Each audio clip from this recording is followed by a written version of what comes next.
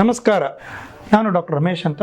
ಈಗಿನ ಕಾಲದಲ್ಲಿ ತಂದೆ ತಾಯಿಗೆ ಒಂದು ಬರುವಂಥ ಆತಂಕ, ಮಕ್ಕಳಲ್ಲಿ ಹೊರಗಿನ ಪದಾರ್ಥಗಳು, ಫಾರಿನ್ ಬಾಡೀಸ್ ಅಂತ ಹೇಳ್ತೀವಿ, ಅದನ್ನು ಎಲ್ಲೆಲ್ಲ ಹಾಕೊಂಡ್ಬಿಡ್ತಾರೆ, ತೊಂದರೆ ಬರುತ್ತೆ. ಕೆಲವು ಮಕ್ಕಳು ಅದು ನುಂಗ್ಬೋದು, ಅದು ಊಟದ ನಾಳದಲ್ಲಿ ಹೋಗ್ಬೋದು, ಹೊಟ್ಟೆ ಒಳಗೆ ಹೋಗ್ಬೋದು, ಕರಳಿಗೆ ಬರ್ಬೋದು, ಇಲ್ಲ ಅದು ತಿಂದಿದ್ದು ಶ್ವಾಸಕೋಶದಲ್ಲಿ ಅಂದರೆ ಗಾಳಿನಾಳದಲ್ಲಿ ಹೋಗಿ ಕಚ್ಕೋಬೋದು, ಇಲ್ಲ ಕಿವಿಲಿ ಹಾಕೋಬೋದು, ಮೂಗಲ್ಲಿ ಹಾಕ್ಬೋದು, ಬಾಯಲ್ಲಿ ಹಾಕೋಬೋದು, ಕೆಲವು ಕಡೆ ಜನನೇಂದ್ರಿಯಲ್ಲಿ ಕೂಡ ಹಾಕೊಂಡ್ಬಿಡ್ತಾರೆ ಮಕ್ಕಳು. ಇಂಥ ಮಕ್ಕಳಿಗೆ ಏನು ಮಾಡಬೇಕು ಅಂತ ಹೇಳ್ತೀವಿ. ಸಾಧಾರಣವಾಗಿ ಮಕ್ಕಳಿಗೆ ಮುಖ್ಯವಾದಂಥ ಪ್ರಾಣಕ್ಕೆ ಅಪಾಯ ಆಗುವಂಥ ಮೇಯ್ನು ಗಾಳಿನಾಳದಲ್ಲಿ. ಯಾಕಂದರೆ ಉಸಿರಾಡೋ ಜಾಗದಲ್ಲಿ ಹೋದರೆ ಮಕ್ಳಿಗೆ ಉಸಿರಾಡೋದು ಕಷ್ಟ ಆಗುತ್ತೆ, ಜೊತೆ ಒಳಗೆ ಕೂತ್ಕೊಂಡು ನ್ಯೂಮೋನಿಯಾ ಕಾಂಪ್ಲಿಕೇಶನ್ಸ್ ಆಗಿ ಮಗುಗೆ ಪ್ರಾಣ ಹೋಗೋದು ಕೂಡ ನೋಡಿದ್ವಿ. ಅದೇ ನಿಮ್ಗೆ ಗೊತ್ತಿದೆಯೋ 3-4 ವಿಷಯ. ಒಂದು, ಪರ್ಟಿಕ್ಯುಲರ್ ಆಗೋದು ಚಿಕ್ಕ ಮಕ್ಕಳು, ಈ ಥರ ಟಾಡ್ಲರ್ಸ್ ಅಂತ ಹೇಳ್ತೀವಿ, ಚಿಕ್ಕ ಮಕ್ಕಳು, ಈ 1 ರಿಂದ 1.5 ವರ್ಷ ಬರೋ ಮಕ್ಳಿಗೆ ಆಗ್ಬೋದು. ಅದು ಯಾಕಂದ್ರೆ ನೆಲದಲ್ಲಿ ಓಡಾಡ್ತಾರೆ, ಕೈಗೇನು ಸಿಗುತ್ತೆ ಅದು ಬಾಯಲ್ಲಿ ಹಾಕೊಂಡ್ಬಿಡ್ತಾರೆ. ಸಾಧಾರಣವಾಗಿ ಹೋಗೋದು ಕಡಲೆ ಬೀಜ. ಅದೇನು ಕೂರ್ತಿರ್ತೀರ, ಒಂದು ಮಗು ಚೆನ್ನಾಗಿರೋ ಮಗು ಇದ್ದಕ್ಕಿದ್ದಂಗೆ ಕೆಮ್ಮಕ್ಕೆ ಶುರು ಆದರೆ, ಇಲ್ಲ ಅಂತ ಹೇಳಿದ್ರೆ ಅವಾಗೇನಾಗುತ್ತೆ, ಅದು ಒಳಗೆ ಹೋಗೋಕ್ಕೆ ಚಾನ್ಸಸ್ ಇದೆ. ಜೊತೆಗೆ ಚೆನ್ನಾಗಿರೋ ಮಗು ಸಡನ್ನಾಗಿ ಕೆಮ್ಮಕ್ಕೆ ಶುರು ಆಗೋದು, ಸಡನ್ನಾಗಿ ಮಕ್ಕಳಿಗೆ ಅದು ಅಡಿಷನಲ್ ಸೌಂಡ್ ಅಂತ ಹೇಳ್ತೀವಿ, ಉಸಿರಾಡೋದು ಅಂತ ಬರೋದು.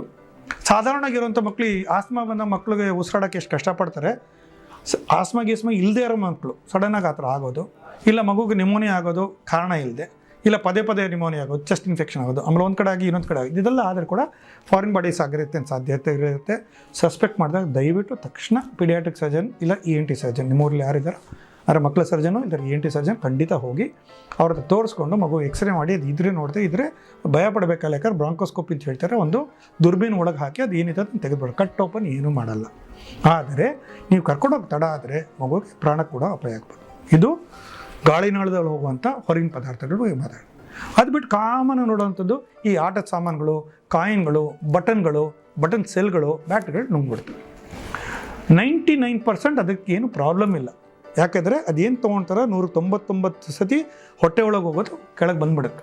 ಯಾಕಂದರೆ ಎಂಟೈರ್ ಹೊಟ್ಟೆ ಇಲ್ಲಿ ಅಂತ ಹೇಳ್ತಾರೆ ಗ್ಯಾಸ್ಟ್ರೋ ಇಂಟೆಸ್ಟಿನಲ್ ಟ್ರ್ಯಾಕ್ಟ್ ಅಂತ ಹೇಳ್ತೀವಲ್ಲ, ಹೊಟ್ಟೆಯಿಂದ ಎಲ್ಲ ಥರ ಕರಳು ಸಿಸ್ಟಮ್ ತೊಗೊಂಡ್ರೆ ಅದರಲ್ಲಿ ಇರೋದಲ್ಲೇ ಚಿಕ್ಕದಾಗಿರೋದು ಇಲ್ಲಿ ಓರಲ್ ಕ್ಯಾವಿಟಿ, ಅದರ ಕರಿಕೋಫಾರಿನ್ ಸದ್ಯ ಅದು ಊಟದ ನಾಳದ ಎಂಟ್ರಿಲಿ ಏನಿದೆಯೋ ಅದು ಸ್ಮಾಲೆಸ್ಟ್. ಸೊ ಅದ್ರ ಒಳಗೊಟ್ಟೋದ್ರೆ ಸಾಧಾರಣ ಕೆಳಗೆ ಬರುತ್ತೆ.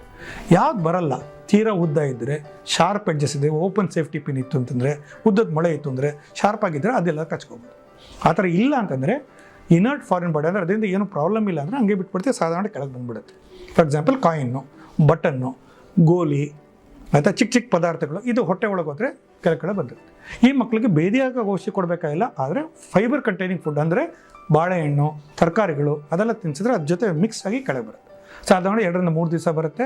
ಅದು ಬಂದಾಗ ಜ್ಞಾಪಕ ಇಟ್ಕೊಳ್ಳಿ, ಅಯ್ಯೋ ಸರ್ ಕಾಯಿನ್ ಬಂದಿಲ್ಲ ಅಂತ ಹೇಳಕ್ಕೆ ಹೋಗ್ಬೇಡಿ. ಯಾಕಂದ್ರೆ ಅದು ಬಂದಾಗ ಅದು ಮೋಷನ್ ಒಳಗೆ ಅಂದರೆ ಮಲದೊಳಗೆ ಎಂಬೆಡ್ ಆಗಿ ಬರುತ್ತೆ. ಸೊ ಅದು ಹೊರಗಿಂದ ನೋಡಿದಾಗ ಏನು ಕಾಣಿಸ್ತೇ ಇರ್ಬೋದು, ಬಟ್ ಅದು ಒಳಗಿರುತ್ತೆ. ನೀವು ನೋಡಲೇಬೇಕು ಅಂದ್ರೆ ನೀರು ಹಾಕ್ಬಿಟ್ಟು ಕಡ್ಡಿ ಹಾಕಿ ಚುಚ್ಚಿಬಿಟ್ಟು ನೋಡಬೇಕು, ಇಲ್ಲರೂ ಎಕ್ಸ್ರೇ ತೆಗೆದು ಗೊತ್ತಾಗುತ್ತೆ. ಇದು ಹೊಟ್ಟೆ ಒಳಗೆ ಹೋಗುತ್ತೆ.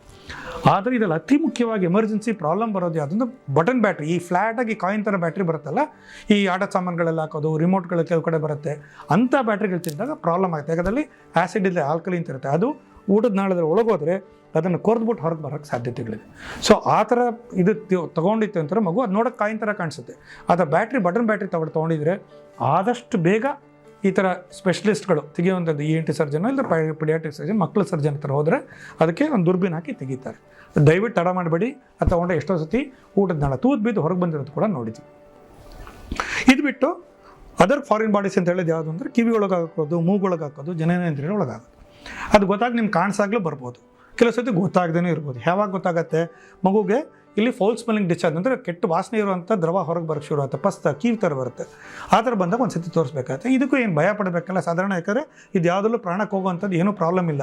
ಇಂಥ ಮಕ್ಕಳಿಗೆ ಏನು ಮಾಡಬೇಕಂತ ನೀವು ENT ಸರ್ಜನು ಇಲ್ಲ ಪೀಡಿಯಾಟ್ರಿಕ್ ಸರ್ಜನ್ ಅಂತ ಹೋದರೆ ಅದಕ್ಕೆ ಏನು ಮಾಡಬೇಕು ಅನ್ನೋದು ಮಾಡ್ತಾರೆ, ಆಯಿತಾ. ಸೊ ಫಾರಿನ್ ಬಾಡಿ ಅಂತ ಹೇಳೋವಂಥ ಹೊರಗಿನ ಪದಾರ್ಥಗಳು ಚಿಕ್ಕ ಮಗುಗಳಿಗೆ ಎಲ್ಲೇ ಹೋದರೂ ಕೂಡ ಭಯ ಪಡೋಂಥದ್ದು ಏನೂ ಇಲ್ಲ. ನೀವು ಡಾಕ್ಟರ್ ಹತ್ರ ಹೋದರೆ ತಕ್ಷಣ ಅದಕ್ಕೆ ಏನು ಮಾಡೋದು ಮಾಡಿಕೊಡ್ತಾರೆ. ಮಾಹಿತಿ ಸಾಕಲ್ವಾ?